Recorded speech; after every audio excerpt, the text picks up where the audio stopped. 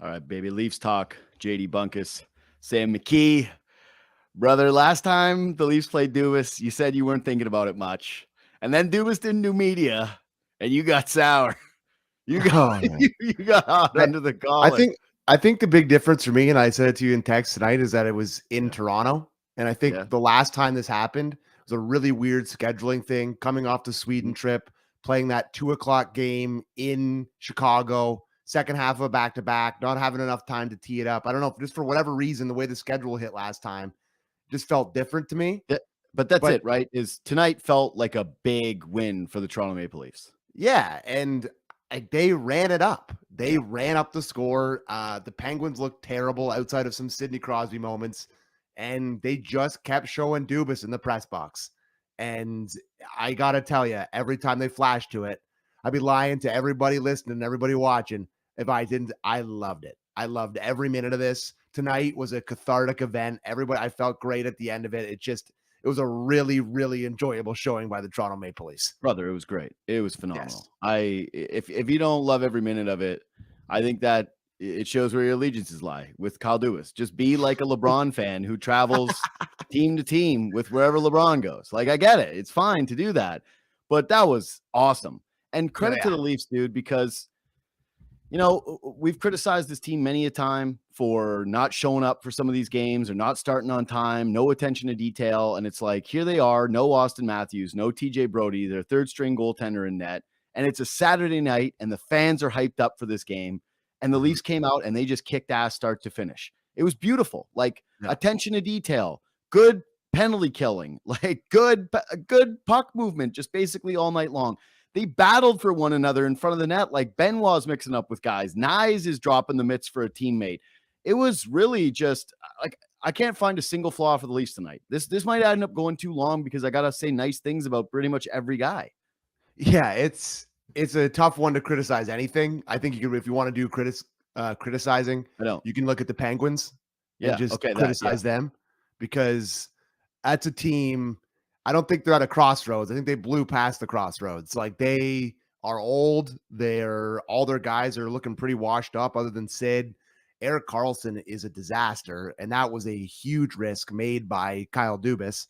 And their power play is terrible. And all the guys that used to contribute, they just a really tough looking team. So that's who you can criticize tonight. You can criticize the Penguins, but as far as the Leafs go, I love the games when Matthews doesn't play sometimes, because you just get a different looking team. Like the getting Domi up in the top six and getting him to play with Marner and having all that part of it. And it feels like they do play a little harder when Matthews isn't there. I don't know. I feel like they have a pretty good record when he doesn't play. I feel, I anecdotally, I remember seeing it. They were pretty high above 500 when he doesn't play. It's because they have other good players, but it just feels like they do play a little bit of a different game, and they rallied around that tonight. You see that tweet, you're like, oh crap, Saturday night against Dubas and the Penguins, you want to be full strength. But I mean, to win 7-0 without one of your top pairing defensemen and your number one center is even more sweeter. Was even a bigger feather in the cap. So no, there's no way it could have been sweeter. And Martin Jones getting a shutout, who is the Treliving guy. Gregor getting a goal, Domi 3-point night, Bertuzzi 3-point night. Like, dude, let me lay it out. It's really, really hard for it to go any worse for Kyle Dubas than it went tonight. It is the number one nightmare scenario for him. No Austin Matthews, a third string goalie in net getting a shutout as the goalie that he just gave a big contract to gets chased from the net. Mm-hmm. The depth of the Toronto Maple Leafs shows up all night long. Bobby McMahon scores his first goal as a Maple Leaf, right? And he's a guy who, it was awesome. And I know, again, Dubas is part in a lot of these guys, but still, just figuring it out from a depth standpoint. The Leafs' depth showed up tonight, right? Gregor stepped up tonight. Their bottom six was awesome. The two guys that Treliving brought in here, Bertuzzi and Max Domi, were arguably the team's two best players, right? They're really good. Yeah. It's really all good. These depth defensemen that are giving Toronto a ton of minutes and a bunch of good play in Lagesson and Benoit. And you're looking at it and saying, damn, that's pretty nice. And so Treliving's guys come through in massive ways in this hockey game, score a ton of points. It's just, this was great. I'm thrilled, dude, because I thought you buy a ticket to this game tonight and it's a pricey one. That's a high event game. And the Leafs showed up. And again, they dominated. Good for them. So the goal that the goal Domi scored off the rush from Martin Jones passing it up to Mitch Gorgeous. Marner, who goes through the legs at the blue line to get it to Knies with his skate, kicks it up, drop pass, and then the pump fake from that's as nice a goal as Elise has scored all year. Yeah. From back of it, from your literally your goalie who makes a 80-foot saucer pass on the tape through the legs, kick up, drop pass, pump fake in the net. Unbelievable goal. And I just thought Domi was buzzing, and I thought that there was a really good fit. Like, I know, like, you know, it's a 1-game sample size, but to me, this line with Knies and with Marner, it's something to me that you can look at again. That's something you can look at again. We got a smile on your face there. You talk about the London Knights. So I was just gonna say, you went to go see the London Knights last night. Yeah, they snuck by my beloved attack 8-2. It was a close one. But yeah, you gotta watch London Knights content. Right. You got a lot of London Knights content for you. There's it just makes me so happy to talk about the London Knight connection. I'm seeing, Luke Fox tweeting pictures of them wearing green out. I'm like, good God, like, this is sickening. I can never get away from it. It's it's getting chirped by old guys in London last night. It was just sitting there hammering a Bud you sound Light totally over it. You sound like you're not bitter about it at all. No, not at all. Not at all. Not at all. But anyways, I actually do think that line, to me, I don't know if you go with it long term, but the way it looked, it's an option that he can have. It's an option if you want to go nuclear and really change up the lines with Matthews back, maybe do him with somebody else. That's something that you can really look at and know that it kind of worked tonight. I'd like another look, wouldn't you? Here's what I would say. It's nice to know that you have it in a pinch, that you have the chemistry with Marner and with Domi. It's also nice having Marner, who's a really good defensive player, on the line as a bit of a security blanket with a Max, but not someone who completely detracts skill-wise, like some of the other guys that he would, potentially have to play with that help him out in that regard. But I just think it's a tough thing to think about long-term, because you want to be able to play Mitch Marner 23 minutes a night.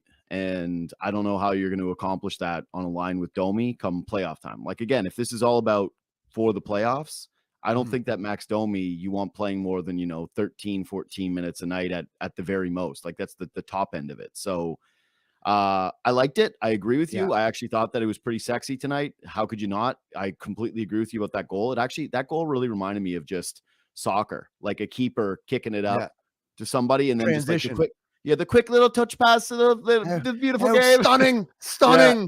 Yeah. And then a class finish. It was very soccer. Oh, that is class. It was very class. It was very soccer. But I don't see a permutation of the team where all of a sudden Matthews has, like, who's Matthews playing with at that point, right? Yeah, like, I don't know. That's what I mean. That's why I said it was nuclear. Like, when you're like, if you're putting Matthews with 2 non-star guys, I don't know what you're doing, but they just knowing that line worked to me is enticing. And for sure. And I think if you're Keefe, it kind of opens your eyes to what Domi can do playing with some better players, right? Like, he's just such a great facilitator. And the pass he makes on Knies' first one here, this is such a great patient play. Like, stop up, puck down, right on the tape. This is a gorgeous goal from Knies. Goes under the bar, backhand. Like, it's a really nice goal. But I like Max is really good in transition. He's really, really good in transition. He's a good connective player, like in the neutral zone. He makes good little touch passes, as we've talked about a million times. Addicted to saucer passes. It's his number one favorite thing to do. But it was Max's best game of the season. I'm not saying it's a hot take or anything, but I just love his connectivity. And I thought him playing with those two guys was pretty good. But can we talk about Knies with the fight and the goal? Yeah, sure. Because I thought, he's been sick or whatever. And you know how, like, the first day when you've been sick and you just feel like not sick is the greatest day, when you're like finally getting over a flu or finally getting over a cold, and you just like that first day you're able to like do stuff. That was him on the first 3 shifts of this game. He was like, oh my God, goal, a fight for literally no reason. Like, it was just a nothing hit. Like, his stick came up on him a little bit, like, not dirty at all. He's like, I'm fighting. I'm feeling good. Like, Gordie Howe hat trick. This is the exemplification of the first day of feeling better after being sick. This was this game. I loved it. I just love that he came in right away and just bull rushed it. Again, though, this was just a complete game from the entire team. You get fights, you got hits, you got good, clean cross checks in front of the net whenever the Penguins tried to come around. You get a shutout from your goaltender. Yeah, like, you get a ton of goal scoring all throughout the lineup where everybody's feeling good about themselves. I hope that they enjoy the Saturday night. But yeah, Knies Knies started the game really awesome. Like that Yeah. was great. That was a really, really great way for him to start, get the beautiful goal right away. And then of Mhm. course, the big fight. But you were talking about passing, and I really wanted to highlight something from this game, which is I still feel like we're getting to know Tyler Bertuzzi. Like, Yeah, yeah. yeah, I it don't just really feel like I know him yet. It's weird. yeah, it, It's it hard to just it's explain, but I yeah, agree. but it's like we're learning his game bit by bit by bit. And weirdly, like the thing I feel most confident about was the stuff that he showcased tonight, which is that he's a really good playmaker. When he Mhm. came to Toronto, it was all about, hey, this guy he's got ugly style. He Mhm. looks like a hockey player and he plays like a hockey player. He's not afraid to go down the corners. He's not afraid of the front of the net, and he can finish. And you went, hell yeah. And I don't remember reading or seeing anything about how elite his playmaking ability is. Like, look at some of the passes that he makes in this game. Like, just little short passes in tight spaces, and he's got his head up. He's looking for teammates. He can take contact and finish a play. I think if there was one defining characteristic that he's actually had consistently throughout his Leafs tenure, it's been Oh, this. Like, look at that. yeah. This is It's a nice goal. gorgeous. Nice Yeah. pass. Brings it inside as he's falling, goes back. God, he just like For those of you listening on the podcast, this is the that Gregor goal where he has the nice little that backhand tap pass that to him. that net guard is absurd. Like Yeah, that's the biggest net guard in NHL history. you know, Like I like that he's wearing it, but no, like there's gotta be a he's trying so hard to just have the ugliest style. At this point, I, it's actually reached the point with the neck guard where you're like, okay, buddy, we get it. Like you got the ugliest skates, you got the teeth, you got the hair. Like you're trying so hard to be ugly. it's true.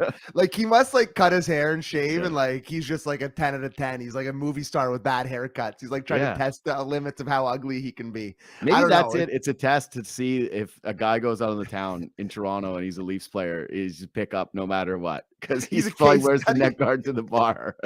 Yeah. He's a case study in it. Yeah. No, I'm really feeling like he's a guy that once we get to playoffs, everyone's gonna fall in love. Like, Mhm. we had a slow start with him here in the fans and kind of being on him, and he got into a little whipping boy territory, right? Remember that with him getting benched Yeah. by Keefe and Keefe being like, it's because he couldn't listen to simple instructions, basically, is what he said. Like he was killing him. He was pissed off when he had his tirade on the bench there a few weeks ago. He was screaming in Bertuzzi's ear. I think we flirted with some whipping boy stuff with him. And I think people are starting to like him a little bit, but I think it's going to go to another level when we get to the playoffs. It just seems to me that he's like a playoff type guy. And we saw him last year, obviously, with Boston. I think he might go to another level, and that's when like the fans will really jump on. But a nice night for him tonight for sure. Yeah. Really, really nice night. Yeah. Just liked in general, again, the amount of block shots that the team had. They had a Yep. bunch of them, like when they were on the penalty kill. Yeah. It like Connor Timmins stepped in front of one. Yeah. I think Liljegren stepped in front of one. There was a few guys on the team tonight where, yeah, they were just really eating pucks. This is just like, to me, this team is what gets you excited. A game like this is what gets you excited about the Leafs. And I know the Penguins stink because, the general manager built a team that has no depth. Killed Sid's Yes. final year of his career. It's really tough. But Free Sid. outside of that, oh, dude, I was actually, it's funny. They could never trade Sid because he's, a legend, and you can't, unless he just asked out. But I don't think that he would do that anyways. But I was trying to think about how, impossible it would be for so many different levels of like, what's the return you get? How much would you have to give up? If you're Pittsburgh, you're trading for somebody who, is now the guy you traded for Sidney Crosby, which is like a death Oof, knell for their nightmare. career in Pittsburgh. Yeah, exactly. Like it's impossible. And I really don't think it'll ever be a reality. But I did have a little tinge of sadness of just thinking, man, I really hope Sid's career just doesn't end with these kind of teams where Feels they're like just it's in a gonna. full rebuild mode. Yeah. Like it feels like, and they're not really in a rebuild because they got No, like they're trying to win. the Burke, and who was the general manager with Burke? Was it Hextall, right? Hextall, yeah. They gave Malkin and Letang those terrible contracts at the end. Mhm. Remember with the like last year when Sid was like, made the call, put in the call, and Sid, I guess, owns some blame in this because they were going to let him walk, and Yeah. Sid, quote unquote, put in the call, and I think he's on for 5 or 4 more years after this one, Yeah. Letang, and Malkin, and both of them they just don't have it anymore. Like Gino is legitimately as close to washed up as he can get. Like he's really not the same guy. He's entering his CSKA Moscow era where he's going to head back over there soon. and go play over there. You know, you can picture him playing for, you know, Moscow or playing for one of those teams or the Dynamo or whatever they're called. Metalgursk or what? No, he'll be playing in one of the big cities, but like you can see that happening. I thought that was his team. Yeah, is it? Maybe it is. It could be. I think that was I mean, I don't know which one it is, but anyways, I'm just saying, like, I don't know what they're gonna do, and like what direction. You just traded for Erik Karlsson. Like, you don't do that. Like, I guess you're trying to squeeze the last little bit out of Sid's career or whatever. But he's still so good and he's skating so well. And I know he wasn't great tonight. Obviously, nobody on their team was good. I think he may have even been a -3 or -4 tonight. But yeah, I don't know. I guess that's why they're paying the big smart guy $7 million a year to figure it out. But boy, they're in trouble right now. It's so funny and it's so fun to do.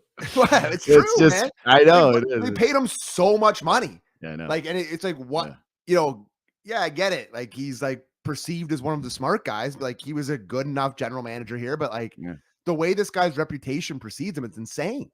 No, I just like, dude, again, if you look at the moves, it's like best moves he made are counteracted by moves that were worse, you know? Yes. Like it is what it is. But anyway, last thing for me anyways on the game, like big picture stuff was the Pens threw a bunch of shots on net. They were really never overly threatening, right? Like I think Jones made a couple of pretty good saves tonight, but he was really just what they need again, man. Like solid, calm, big. Yeah. Sorry to cut you off, but Joe Boat is putting in our chat. Malkin's getting 6.1 until 25-26, and Letang is 6.1 until 27-28. Yeah, cap going up is going to make those not as bad. But yeah, like I think it was pretty clear that both those guys, they were in a really tough spot. I'm not as down on Letang, I think, as you are. And I'm also not as down on... Didn't like him tonight. They haven't been good all year. Where it's like Karlsson's got like, he's still around a point a game and his expected goals for is actually like, it's like 58%, 60%. I was looking at it the other day. But yeah, I think that it's the depth. They really... Kyle Dubas, his whole calling card was that he was supposed to be able to like go and find guys, right? He was able to identify the players around stars. And again, the track record here in Toronto is what it is. And now the track record in like, how many of those Penguins players did you know? You know, how many of those guys were you looking at and saying, oh yeah, that guy popped tonight. That guy looked really good. Not a lot of finds for this team. Anyways, sorry to cut you off about Jones, but I agree. Yeah. And it was nice that I thought it was nice of Simmer to kind of bring it up on the broadcast that like in a 7-0 game, it's easy to forget about it. But I thought he's just, like you said, quiet, you know. After watching Samsonov, it's just like any guy who goes in there and isn't scrambling around, it looks like they're, you know, Martin Brodeur in their prime to me. It's just the goaltending style of the goaltending of Samsonov is just so hard to watch. And then when you just have like a big veteran technical goalie that like, you know, pucks are going to go through him. He's not going to get across that well. He's not like great. He's not even really good, but he just looks better. It's just, you have more trust in him visually than you do in Samsonov. So, you know, give him credit. When did Wall got hurt 4 games ago now, right? And they've gotten points in all 4 games since Wall's got out. So that's good. You just got to keep accumulating the points here. I guess that would mean they would have gotten, I'm not going to do math here quickly, but they've gotten good points in those games. So they need that because Wall was huge for them. And it's good that these guys have stepped in there and then given them a chance. Yeah. Well, Jones specifically, I think the question now is, you know, is he your starter? Well, I think he starts next game. Yeah, but you're clearly splitting the net, right? Like these two guys, this is never going to be a 1A, like it'll be a 1A, 1B situation. Not Martin Jones can end up stealing the vast majority of these games, but based on how he's played so far, again, like to me, there is a real element of how important the demeanor in the net is for this hockey team. Just having someone back there with good rebound control and who just makes the simple saves look simple. And that's what Marty Jones has done so far. So, and yeah, it's funny because he actually reminds me a little bit about Matt Murray because he's big and he doesn't have amazing lateral movement, but he's just, you know, positionally solid. I've liked the Martin Jones experience so far. I really, really have. But you're right. I think he gets the net for the next game, which You know, if you're worried about Samsonov's confidence, and our whole take was, well, he's going to be better because he's not going to be challenged. No, He's going to have the net. That wasn't flipped our on its take. ear That was my immediately. take. That was my take, not ours. You don't have to wear No, that one. that was for everybody. everybody. That was a lot of people's takes. I think that was I think that was a good take. I think it was a fair observation of like that's when he took off last year. But now he's getting beat out by a 34-year-old journeyman. Yeah. It's getting to the point here where you got to figure out a way to maybe get out, like when Wall gets back, or you find somebody else, right? Like we're heading into that territory. Yeah, I don't know. I think it's actually possible.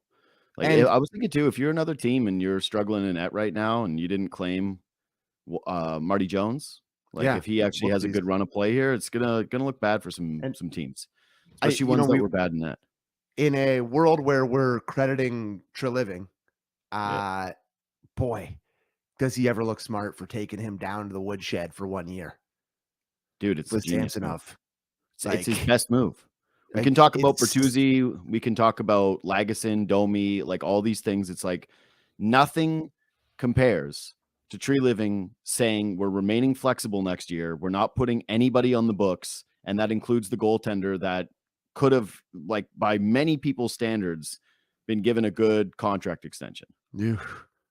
Imagine he would get in 3 or 4 years. What we'd be thinking about right now with this contract, like it'd be dominating every conversation. It'd be like the number one thing that people talk about. So that's a huge kudos to him for not doing that. That would have been scary. So, anyways, dude, the longer the season's been going on, the more wins Tree's been racking up. Yeah, we're the tree boys. We're in the tree. We're in the trust tree. Trust tree. Trust tree. Okay, what else? Oh yeah, well, we mentioned Bobby Band's first goal. That was nice. Yeah. And again, his expected goals for was incredible. What else from this game? Oh yeah, Liljegren was back. I think that gives us a pretty good accurate description or look at what it's going to look like for Joe Woll coming back. It was 6.5 weeks for a high ankle sprain, which is pretty much the early-ish end of that. So I thought that he was, again, solid. He looked good. He had one bad penalty that he took in the game. Didn't notice him other than the penalty. So I think that's good. Because I was going to say, I thought he was solid. I thought he looked strong on some pucks. He was skating well, and I went, okay, he llooks really healthy. Yeah. I think that they were a little extra cautious with him. Like it says something that they just threw him up right on the top line right away. Yeah. So I really didn't notice much about him other than the penalty. He had a really big shot block at one point in the game I think it was on the penalty kill. But other than that, I thought he just kind of was solid, played in the top pair, like you said. Yeah, I know we've been doing a lot of Dubas, but you got to give credit to the fans for the chance. Surprised. Yeah. No, Saturday night crowds are usually the best ones, right? But Dubas, it's pretty good. It's pretty good. Didn't expect it from I'm not as down on the Scotiabank Arena fans as some people are. You know, it can be a good crowd down there. We all know sort of the tax bracket of the fans that go there. But for them to kind of feel the moment, know it was a beat down, and to have him in the building, it's pretty sweet. It's pretty sweet. I loved it. I think that one of, to bring up soccer again, the thing I'm most jealous of soccer is the chance.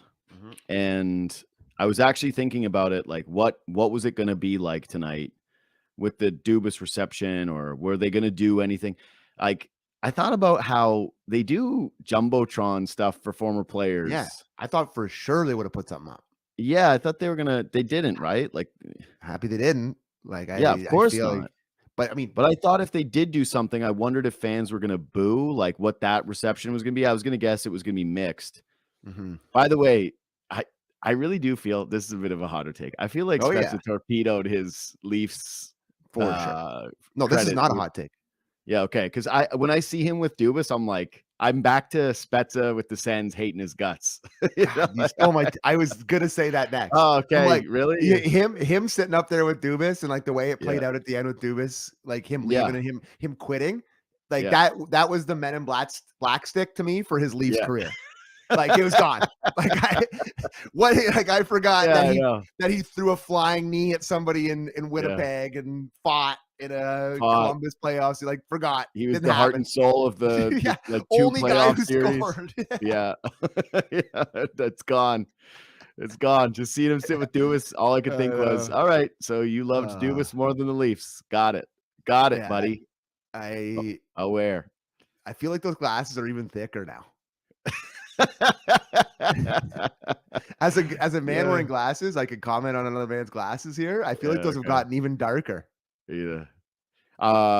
One last hockey thing actually from me is I thought Tavares was really especially brilliant tonight, and he got the power play goal, but what? You know why though? Yeah, he's playing Sid. He loves playing Sid. Yeah, because he thinks he even got into he was even mixing it up with Sid. They were kind of like throwing little rabbit punches at each other, and he went, "You're my hero. I'm gonna go after you." But you could tell it's not his hero. He thinks he's Sid. That's the thing. Dude, that's always the thing with Tavares. I think he's his hero. I think he loves Sid. I think he wants. I think when he came in the league, he wanted to be Sid, and he thought he might be a rival for Sid, and that wasn't the case. But yeah, he was pouring it on tonight. Like, how many shots did he finish with, Jobo? He had, I want to say he had at least 6 shots tonight. He was really good, and I loved what led to that little skirmish with Sid is just grumpy old Sid just hacking at the glove, like like not even 9 shots. Wow, it felt like that. He was pouring it on. Yeah, and he had a real presence. Like the puck is clearly frozen, and Sid's just so mad his team sucks. He's like, I'm just gonna hack old Marty's bones here. And then credit to Tavares for taking him to the boards. But yeah, that was funny to see.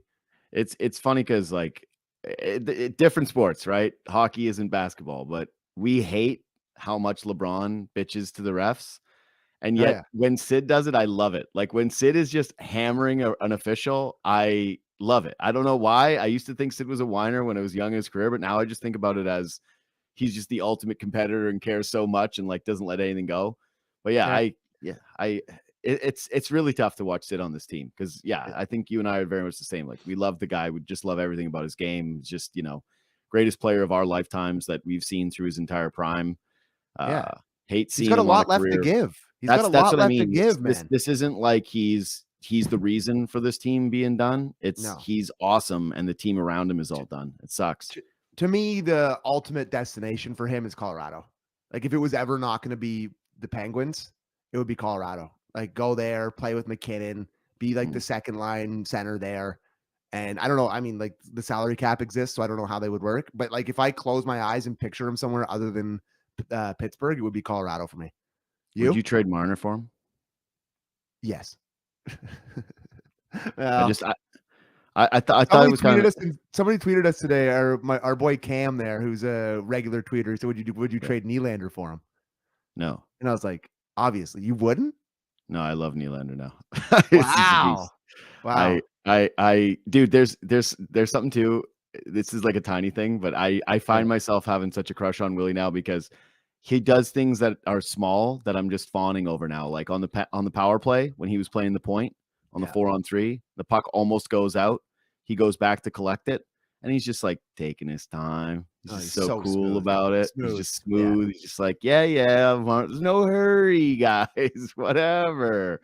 I really enjoy watching him play. But I don't think I would even. This sounds like a bad headline, but I don't know if you could just because of the years and what you're getting out of it. But yeah, to bring Sid in all of a sudden and have him down the middle for a year with Tavares, Matthews, and just to see him. Never mind. I'd do it. Of course, I'd do it. I'd eat the pain of whatever happens after for 1 year of him in blue and white. Like here's the thing. It's like having Gretzky on the Leafs, like the thing that should have happened and it never did. Here's the thing, though. Sid's true nature, I think, is he hates the Leafs deep down. Sure. Like he's a Habs fan from Cole Harbor who played with Pence. Like he always has killed the Leafs. It would be like the actual the book, The Hockey Sweater, come to life, where he would just be crying in his room with his Leafs sweater. Like, I hated that book. Of course, man. Every Leafs fan hated that book. Yeah, that's burn that book. Yeah, ban. Yeah, if I was the mayor, I'd be trying to get that book banned in schools. So I feel like this isn't good for children. They actually had another good one though. That same author had a good one, like a basketball one. Forget what it was called, but it was like a really good basketball one. Yeah. Really? There you go. Yeah, they had. It was Old AMAC used to read it to me when I was a boy. I thought that author was a big old one-hit wonder with the no, there's another one. I forget the Hoops one, eh? That's a big departure. Yeah, man. Have a look. Try to find it. All right. Anything else from you? No, I'm good, bud. Yeah, okay, me too. All right. If you're watching this sucker on YouTube, bang the thumbs up. If you're listening on Spotify or iTunes, leave 5 stars. If you want to follow us on Twitter and Instagram, it's at JD Bunkis, it's at Sam McKee. Again, all these things really help out the show, so we really appreciate it whenever anybody does it. And even leave a comment, do all those things. Yeah, it's great. And we will see you Tuesday against I don't know who. I haven't looked at the schedule. Rangers, I think. Oh, yeah, it's Rangers again. Yeah, this is a nice little part. And then they play a bunch of fluff. Yeah, I think it's Rangers and then Buffalo. Yeah. All right, we'll see you then. Thanks for listening. Thanks for watching.